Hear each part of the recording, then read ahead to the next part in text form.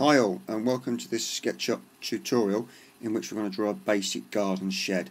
We're going to draw the shed pretty much from first principles, so in that sense it will serve as a useful recap for those who are on the SketchUp course on what we did on that first session.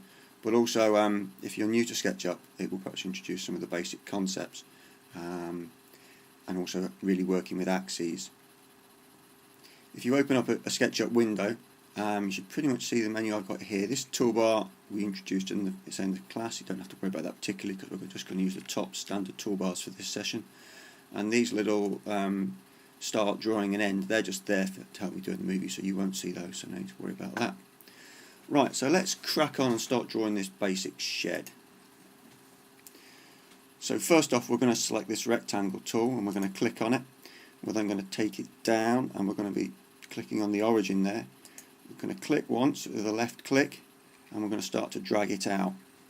Right, now I know the size that I want the shed base to be, so I'm actually going to type in the coordinates here. So I'm going to type in 1850, comma 2030, and that's going to give me my base size in millimeters. If you're working in different units, then obviously you can adjust those to suit.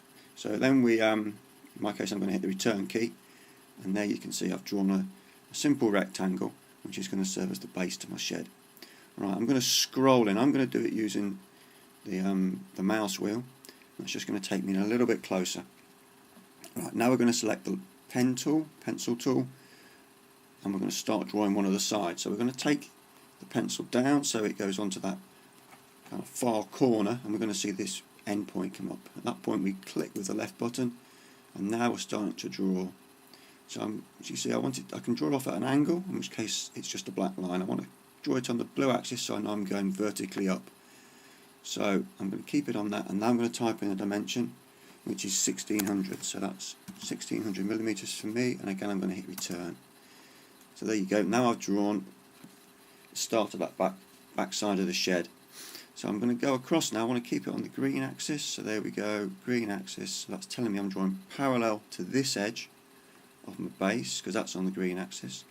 I'm going to keep on that, and I'm also going to go down and hover over the blue axis, and there you go. I've now got the green axis showing. It tells me on the blue axis, so I know I'm vertically above that point, that front left point of the base. I'm going to click on that, and I'm going to complete it by clicking back down on this corner here. Now hopefully that should fill itself in with a solid infill, and that will tell me that I've actually completed it in the right way.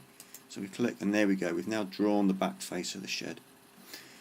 So right now I'm going to draw the other sort of rear face, as it were. I'm going to click on that top corner.